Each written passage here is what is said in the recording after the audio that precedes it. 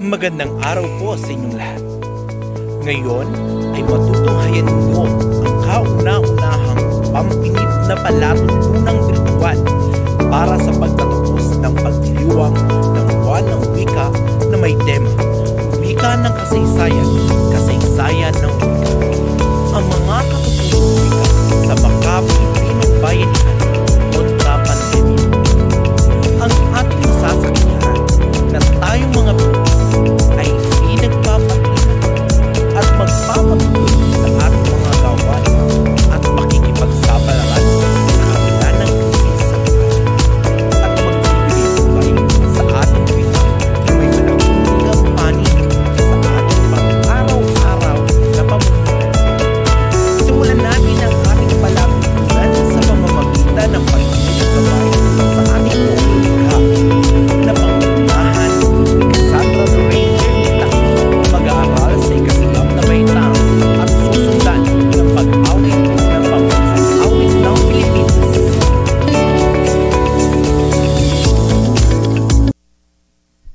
Itungo po natin ang ating mga ulo at damhin ang presensya ng ating Panginoon. Ama namin, pakinggan mo po ang pagtawag namin sa iyong banal na pangalan upang maipahatid namin ang kasabikan sa aming puso ng pasasalamat sa gintong biyaya ng wika na inyong ipinagkaloob sa amin na ngayon ay nagagamit namin upang maging bahagi ng bayanihan sa kasalukuyang panahon ng pandemya. Basbasan mo po ang aming pagdiriwang at kami kaluguran mo sa umagang ito. Pagyamanin mo po, Panginoon, ang aming pagtitipon mula sa simula hanggang katapusan at naway umayon ito sa iyong kalooban. Masalamin nawa namin ang layunin mong dakila sa aming buhay at maisagawa namin ngayon ng may kabutihan at pag-ibig sa aming kapwa. Kami po'y naninikluhod sa iyong harapan na kami iyong patnubayan, lalo't higit sa panahong ito na kami ay dumaranas ng matinding pagsubok, bunga ng pandemyang COVID-19.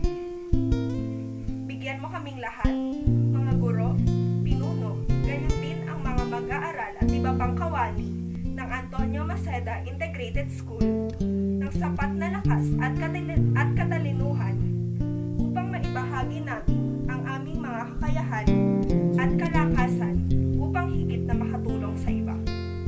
Ilagay mo po sa aming diwa at puso ang pagmamahal na hindi naghihintay ng anumang kapalit, bagkus ay bukas palad na magkaloob ng anumang tulong.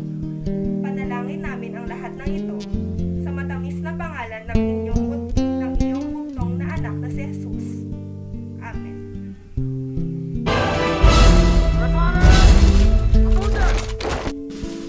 Mga kababayan, ang pambansang awit ng Pilipinas. Kayang mag-ibig, kailas ng sigakanan, alam ng puso, sa titik mo'y bumay. Lupang hinirang, kuya ka ng mag-ibig, sa manlulupin, di ka pasisigil, sa nagatang tutok sa simoy at sa langit kong pagaw, ay hinatang tulang awit sa pagkayang minamahal. Ang isang lang matawad mo'y tagumpay na nagtitindig, makituwin at araw niya kailan pa may di magtitindig. Lumalang araw ng walhaging pagsinta, buhay langit sa piling mo. Aming higaya ng pagkay mga amin, at mamatay ng dahil sa'yo.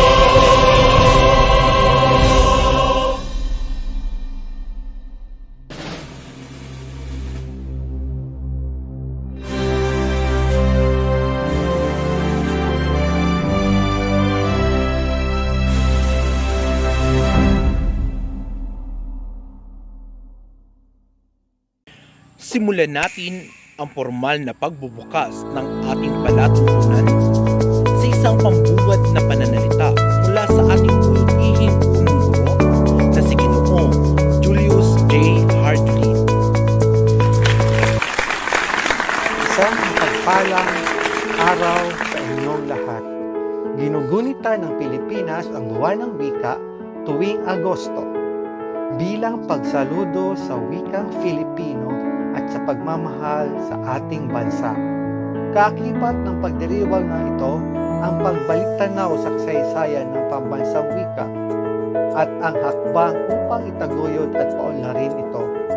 Ang pagkakaroon ng pambansang wika ay upang mapagkaisa ang buong bansa ay mithiing nagsimula noong taong 1935 sa panahon ni Pangulong Manuel Luis Molina Quezon dahil sa ang ating bansa ay may napakaraming wikang katutubo.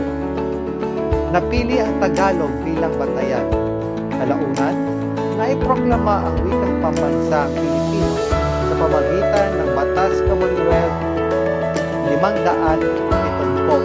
Nagtabisa noong 1946. Si Pangulong Sergio Osmeña ang unang nagdeklara ng pagdiriwang ng Linggo ng Wika mula 1946 hanggang 1954 na ginugunita mula ika-27 ng Marso hanggang ika-2 ng Abril, alinsunod sa proklamasyon bilang 35. Pinili ang Kalawa ng Abril dahil ito ang kaarawan ng kilalang Tagalog na manunulat na si Francisco Balagtas. Inilipat ni Pangulong Magsaysay ang selebrasyon sa ika-13 hanggang ika-19 ng Agosto sa pamagitan ng proklamasyon bilang 166 upang maisama ang mga paaralan sa pagdiriwang nito. Samantala, ang huling araw naman ay ginugunita sa kaarawan ni Pangulong Quezon, ang itinuturing na ama ng wikang pambansa. Noong 1977 sa bisa ng proklamasyon bilang 1041, idineklara ni Pangulong Fidel Valdez Ramos na ang selebrasyon ng wikang Filipino ay magaganap sa buong buwan ng Agosto at ang Komisyon sa Wikang Filipino ang punong abala sa pagdiriwang na ito. Ngayong taon, nakasentro ang buwan ng wika sa temang wika ng kasaysayan, kasaysayan ng wika, ang mga katutubong wika sa maka-Filipinong bayanihan kontra pandemya. Sa halaga ng Filipino at mga katutubong wika sa bansa bilang mabisang sandata sa pakikitigma laban sa pandemya. Layunin nitong himugin ang bayanihan ng sambayanan upang magtulong-tulong tayong lahat na masugpo ang patuloy na paglaganap ng COVID-19 sa pamamagitan ng pagbabahagi ng mga impormasyon pabatid publiko na sa Filipino at mga katutubong wika. Ano ba ang kaugnayan ng wika sa bayanihan? Tignan po muna natin ano ang kahulugan ng bayanihan. Sa isang website, sinabi dito na ang bayanihan ay isang salitang Pilipino na nagmula sa salitang bayan na nangahulugan bayan, bansa o komunidad sa pangkalahatan. Ang bayanihan ay literal na nangahulugang pagiging isang bayan. At sa gayon ay ginagamit upang sumangguni sa isang diwa ng pagkakaisa at pakipagtulungan ng komunidad. Hindi isang grupo, kundi isang bansa. Bansang nagkakaisa ng diwa sa pagtutulong-tulong. Katulad din ng ating battle cry ng ating paaralan. Magkaisa. One team, one school, one culture, one goal, one Maseda. Ang espiritu ng bayanihan ay nagpapakita ng konsepto ng mga Filipino na tulungan ang isa't isa, lalo na sa mga oras ng pangangailangan na walang inaasahang anumang kapalit. Ang mga Pilipino ay lubos na naniniwala sa pagtulong sa kanilang mga kababayan sa anumang posibleng paraan na magagawa nila upang mapalawak ang tulong. Sa itong magandang pag-iisip ng Pilipino na tumutulong sa isa't isa. Ang espiritu ng bayanihan ay buhay pa rin. Mayroon pa rin mga tao sa mga lugar sa kanayunan na naglilipat ng kanilang bahay sa ibang lugar at tumutulong pa rin ang mga tao. Bukod dito, ang espiritu ng bayanihan ay naninirahan sa mga Pilipino kahit na sa modernong araw at ipinapakita sa maraming paraan tulad ng kapag may mga kalamidad ay nagaganap, ang mga Pilipino ay lalabas upang tulungan ang kanilang mga kababayan na nangangailangan. Ang espiritu ng bayanihan ay isang maraming magandang bagay na pag-aari ng mga Pilipino at maaaring natin ipagmalaki. Bakit natin kailangan ang mga Pilipinong bayanihan? Sapagkat sabi nga, ito ang ang bayanihan ay tatak na ng espiritu ng pagtutulungan ng Pilipino. Nakaakibat na kapag sinabi natin na Pilipino, nandyan ang bayanihan, ang tulungan. Sa panahon ng COVID, sa panahon ngayon, kailangan natin ng tulungan. Gawin natin ang lahat ng ating mga dapat na gawain, ang ating share, ang ating tulong upang masugpo natin ang pandemyang ito. So at sa pamamagitan ng wikang pambansa ay maibibigay natin, maipapaliwanag natin sa ating mga kapwa na paano natin gagawin ang paglaban sa COVID. So napakagandang tema ang meron tayo ngayon. Pinagbuklod ang isang napakagandang Pilipinong espiritu upang malabanan natin ang pandemya. At ang espiriting ito, yung bayanihan spirit, ay dito lang sa ating bansa makikita. So kaya nawa patuloy natin na itaguyod kahit na nandito tayo sa modernong panahon ang bayanihan spirit, ang espiritu ng pagtutulungan. At makikita natin to na talagang buhay pa, isang malaking patunay na kung buhay pa ang bayanihan spirit ay kung tulong-tulong tayo na masugpo ang pandemyang ating nararanasan ang nahanggang ngayon. So muli, isang mapagpalayang araw sa inyong lahat. Magandang araw po. Maraming salamat po, Ginoong Harjuline, sa inyong malugod na pagbati at magandang mensahe. Tunay ngang kahit ano pa ang kalagayan at kinaharap natin ngayon, ang talentong Pinoy ay di mapipigilang sumibol. Mananalitiling kalakasan natin ang kakayahang natatangi lamang sa mga Pilipino. Kagaya na lamang ng ating matutunghayan sa isang natatanging bilang mula sa ika-10 baitang na nagkamit ng unang gantimpala sa pag-awit. Palakpakan natin si Summer Michael.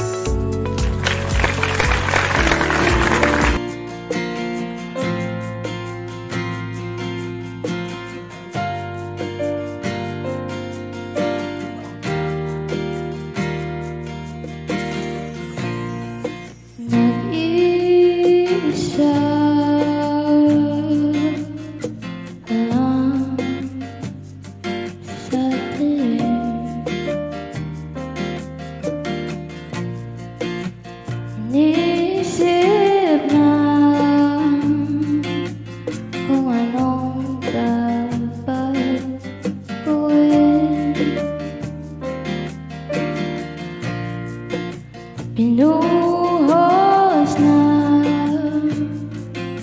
pero ba't kulang pa rin? Sakit tumira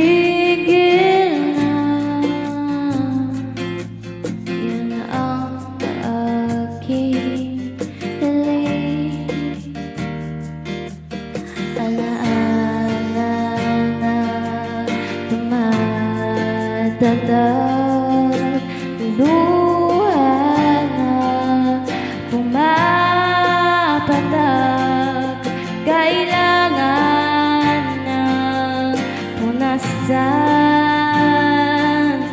Ito lang ang paraan. Patuloy lang sa buhay ko, limutin ang pag-ibig mo. Di na babalik, di na babalik. Piliting mangayusin tayo ko na sa piling mo. Di na babalik, di na babalik.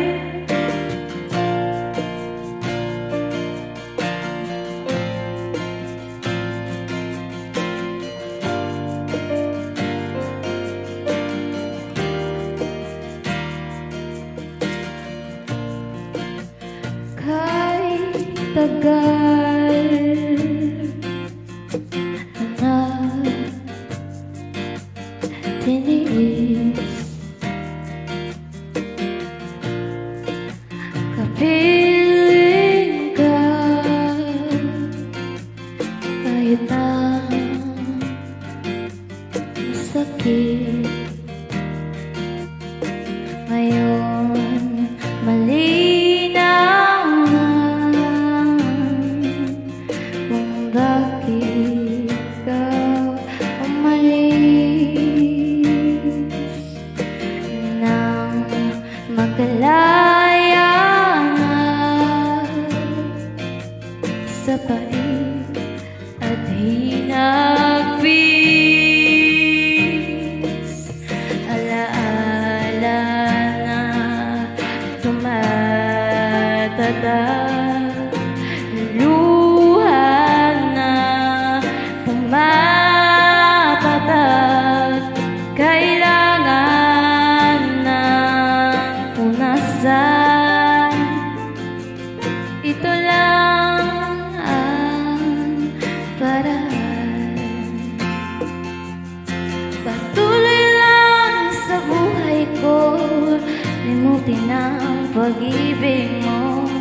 Di na babalik, di na babalik.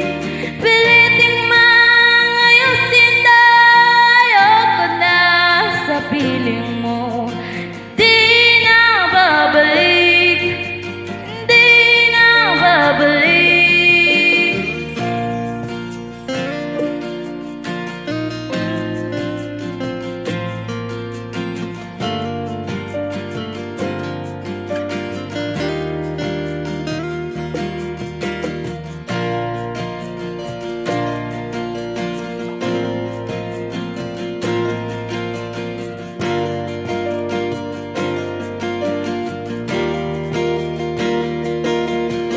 Patuloy lang sa buhay ko, limutin ang pag-ibig mo. Di na babalik, hindi na babalik. Piliting mangayusin tayo ko na sa piling mo. Di na babalik, hindi na babalik. Di na babalik, di na babalik. Hindi na, hindi na, hindi na babalik. Hindi na babalik, hindi na babalik. Hindi na, hindi na, hindi na. Napakahusay. Lubos na kangahanga talaga. Ngayon naman, dumako tayo sa pakikinig ng mensahe mula sa ating masipag na supervisor na si Dr. Edwin Remo Mabilin, supervisor ng programang edukasyon. Magandang hapon sa ating lahat. Salamat sa inyong imbitasyon. Bagamat ito ay biglaang panayam, ako'y nagpapasalamat at kinikilala niyo ang aking magiging kontribusyon sa pagdiriwang sa buwan ng wikang pambansa. Ngayon po ay ang inagtas yung talakayin ko ay ang wika ng kasaysayan, kasaysayan ng wika. So, puntahan po natin kung ano ba talaga ang kasaysayan ng wika. dun sa aking mga estudyante sa political science na nagme-major sa political science at kasaysayan ng buong daigdig. Ito na po yung hinihiling nyo. Ang wika ng isang bansa ay sinasabi natin na mayroong isang kasaysayan. Hindi po pwedeng magsimula ang isang konsepto ng walang pinagmulan. Kahit nga ang sambayanang Kristiyano, kahit na ang sambayanang Muslim, mayroon silang pinagmulang kasaysayan. Sabi nga sa Matandang Testamento, ang lahat ay nagsimula sa wika. Ang lahat ay nagsimula sa salita. Kahit na noong kauna-unahang panahon na sinasakop ni Columbus ang Amerika, hindi nila masakop ang Amerika na noon ay Mohicans ang tawag. Dahil ang mga nakatira dito ay hindi magkaintindihan. Hindi nila maintindihan. Kaya ang ginawa ni Columbus, pinag-aralan niya ang wika ng Mexicano at doon tayo nasakop ang mga Mexicano. Katulad din dito sa kasaysayan ng Pilipinas, hindi naman totoong krus at espada lamang ang ginamit ni Legazpi upang ganap na masakop ang Pilipinas. Ang totoo niyan, ang ginamit ni Legazpi ay ang wika natin, na noon ay Tagala, na nanggaling pa ito sa Malayo Polinesio na sinasalita ng mga Australianos doon sa banda ng Malayo Polinesio na dala ng mga hita at mga ninuno natin. Ang tawag yan ay Tagala, na ginawa lang ni Legazpi Tagalog. Dahil ang mga naninirahan sa tabing ilog ay nagsasalita ng Tagala. From the word Tagala, naging Taga-ilog. Pinag-aralan ni Legazpi ang wika natin. Kaya doon nagkaintindihan tayo, doon nagkaroon ng puwang upang sakupin ni Legazpi ang ating kapuluan. Sa kasaysayan ng wika, sabi nga natin, sana hindi lamang tuwing Agosto pinag-uusapan ng wika. Hindi lamang tuwing buwan ng Agosto nagdiriwang ang mga dalugwika, ang mga nagmamahal sa wika na katulad natin. Pasalamat tayo, ipinanganak si Quezon. Pasalamat tayo, nandyan si Rizal, nandyan si Bonifacio na nagtanggol sa wika. At nandyan din ang ating minamahal na Francisco Baltasar na kikumbalagtas. Sa hanggang ngayon, ang wikang pambansang Pilipino ay kailangan natin. Kaya sa kasaysayan ng wika, sabi nga ni Quezon, walang bansa ang umunlad na hindi gumamit ng sariling wika. Bakit ba ang revolusyon noon ay tumagal na 100 taon bago tayo lumaya? Napakarami na nating revolusyon. Panahon ng Tablot Revolution, Tegucigalpa Revolt, nandiyan ang Religious Revolt ni Hermano Puli, nandiyan ang Gabriela Silang, nandiyan ang Tablot Basi Revolt, napakarami. Pero nang dumating si Aguinaldo at dumating sina Bonifacio, sina Jacinto, nagkaisa tayo. Sa mamamagitan ni Bonifacio na nagtatag ng katipunan, ginamit nila ang wikang pambansa na Pilipino noon, na basay sa Tagalog.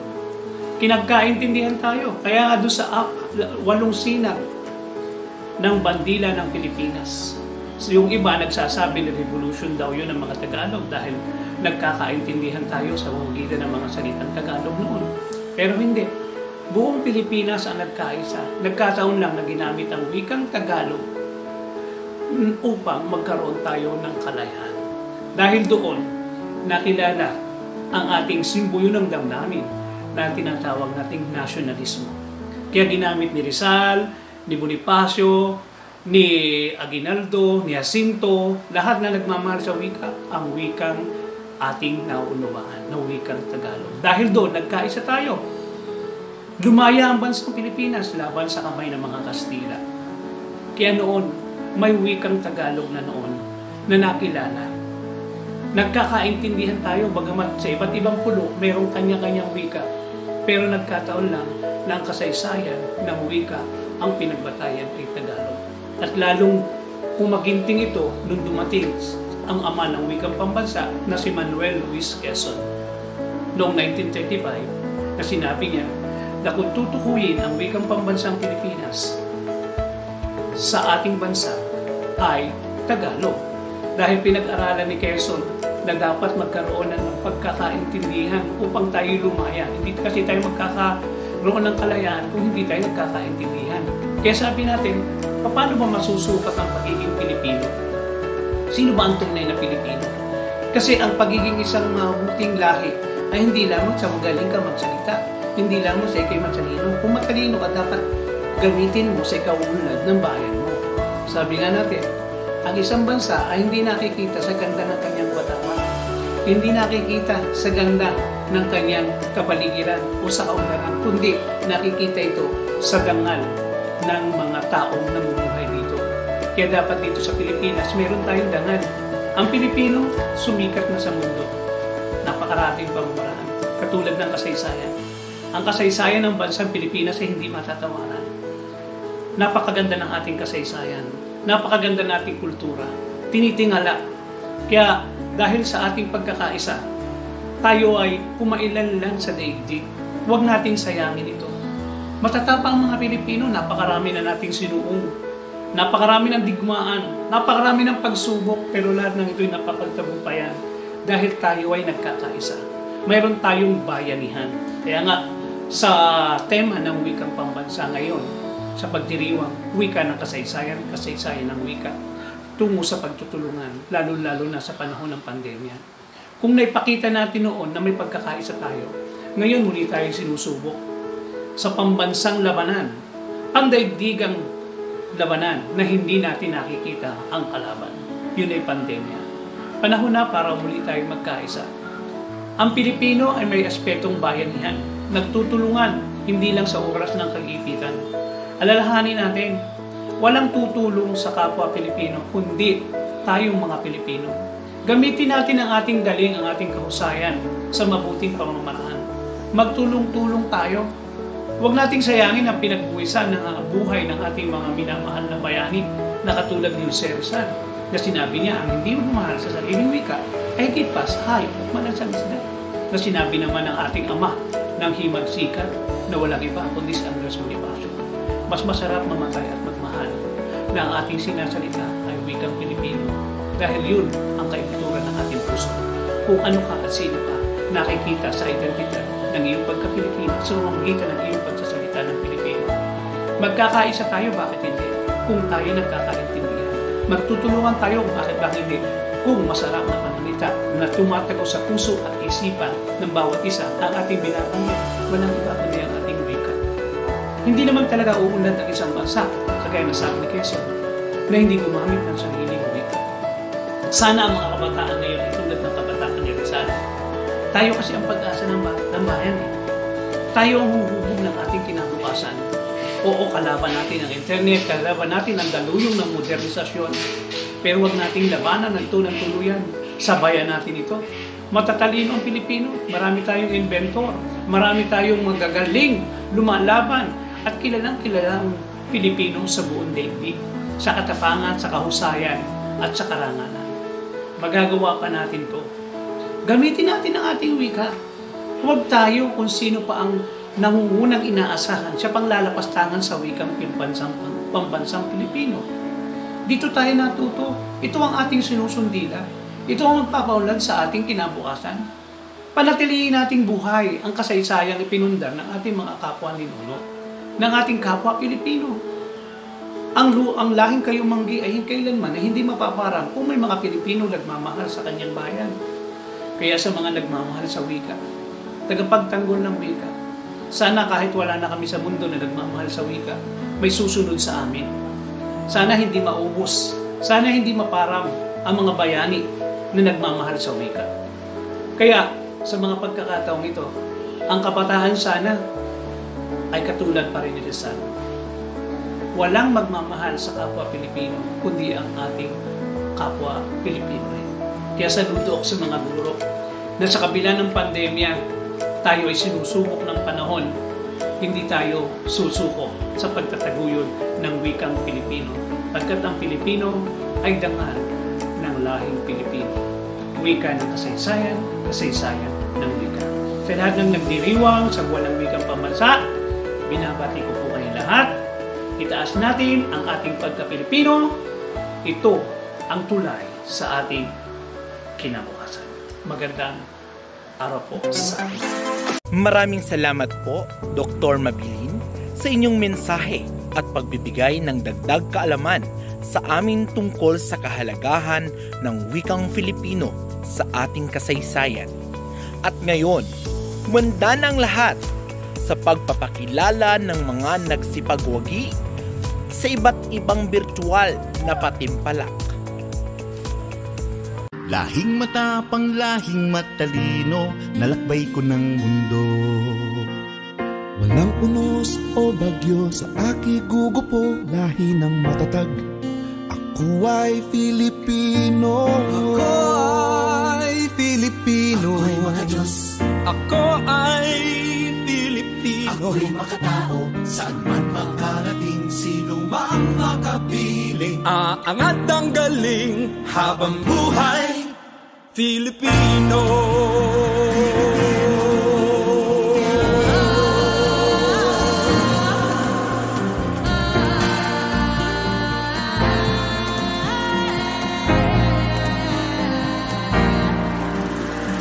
Tumipot sandaang mga isla, magkakahiwalay ngunit nagkakaisa.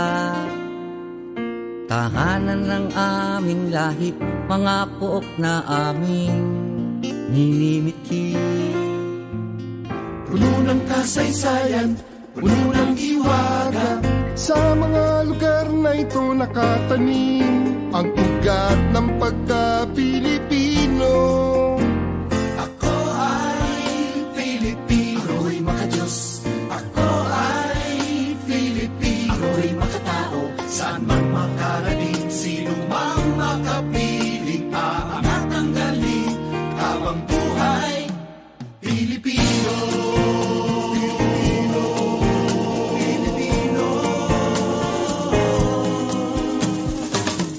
Kami ang lahing kayumanggi mula sa bughaw na langit at dagat.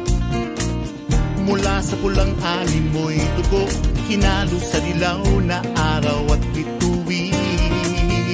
Yan ang kulay ng katatagan, yan ang kulay ng kahitingan, buong tapang na sumisigaw. Yan ang Pilipino.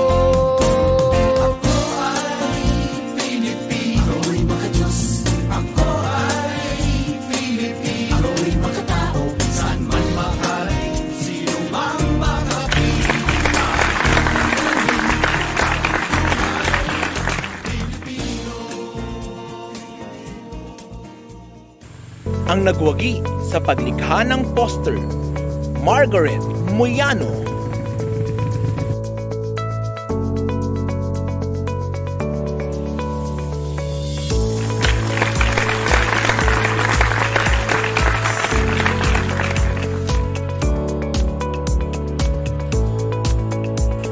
Ang nagwagi sa paglikha ng poster, Margaret Moyano.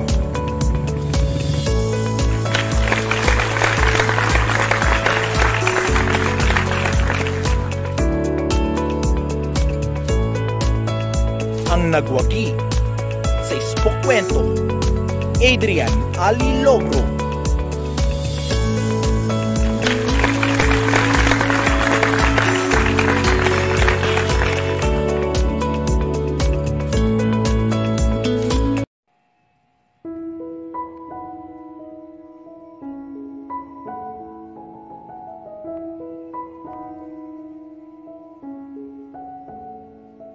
Isang mapagpalang araw sa inyong lahat. Kilala niyo pa ba ang kahapon? Kilala niyo pa ba ang kahapon na tilang-ngiti lang ang lumalabas sa ating mga labi? Naglalaro sa kalsada habang ang inay naglalaba. Tamis ng alaalang dulot ng kahapong kay saya. Ngunit sa pagpasok ng bago ngayon, halos hindi makagalaw na tila nakapako ang mga paa o nakakulong sa isang hawla. Madilim, walang nakikita, nagmumukmok sa isang sulok na tila nag-iisa ngunit hindi pala. Dahil kasama ko siya. Huwag subukang kumapit sa patalim na sa halip ay manalangin. Hindi makalabas dahil sa ipinatupad na batas. Ngunit huwag subukang mangahas dahil mauuwi lahat sa dahas. ating kagawian isinantabi muna ng panandalian. Kung dati naglalakad sa mainit na apoy, ngayon kailangan mo na ng tulay. Tulay na makapagbibigay sa iyo ng panibagong buhay. Magdamag na nakahilata dahil sa walang magawa. Gamit ang telepono hanggang sa dumilim ang mundo. Hindi ko kaya ang ganitong paulit-ulit na sistema. Binuksan ang mga mata at nakita ang liwanag ng umaga. Kumilos, nagayos, hinintay na ang ulan ay matapos hanggang sa dinapuan ng paru-paro ang bulaklak at lumitaw ang bagharit na palitan ng halakhak. Lumipas man ang nakaraan at dumating ang bagong ngayon. May araw na sumisikat at bagharit pagkatapos ng ulan. Lahat tayo ay aangat. Kaya palagi magpasalamat. Salamat.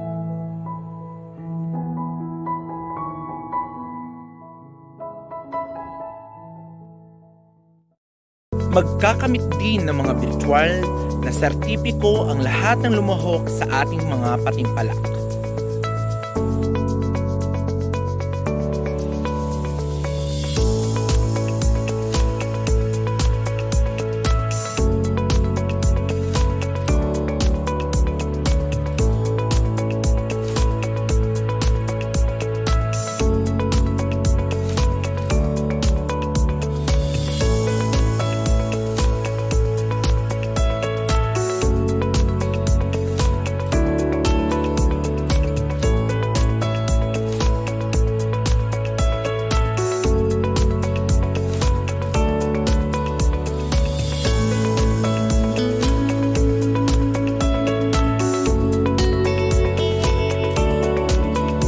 Pinapasalamatan din po natin ang mga naging hurado sa ating mga paligsahan.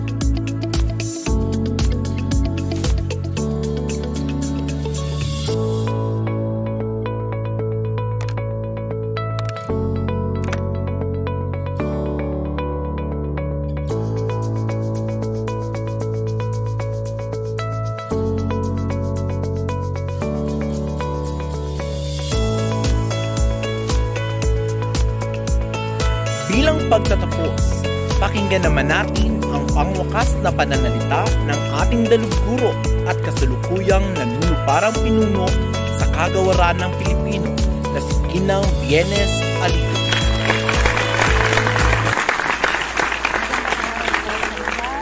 Muli ay nasaksihan natin sa araw na ito ang pagpaparangal sa ating pambansang wika. Ito ay kauna-unahang virtual na pagdiriwang sa araw ng wika at magiging bahagi ng kasaysayan ng ating paaralan.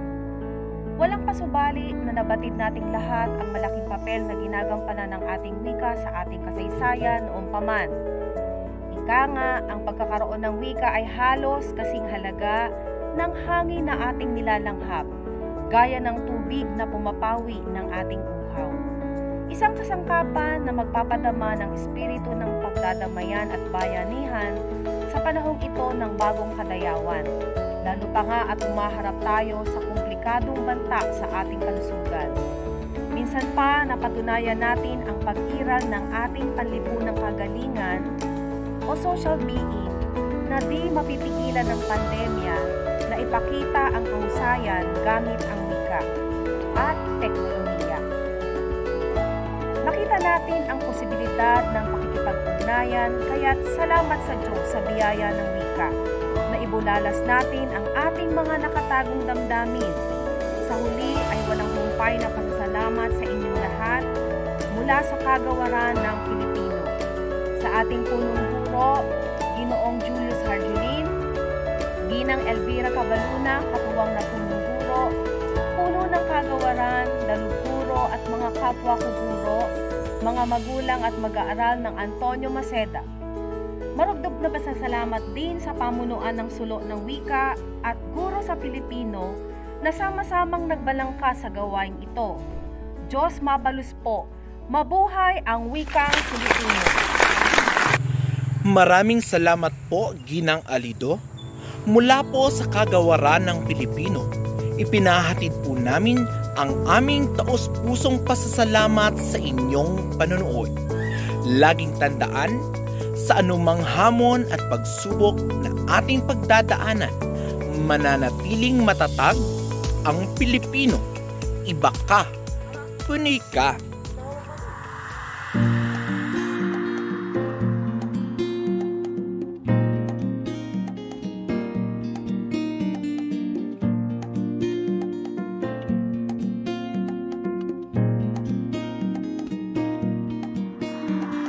Ako ay Pilipino, lahing matapang, lahing matalino, nalakbay ko ng mundo. Walang unos o bagyo sa aki gugupo, lahi ng matatag.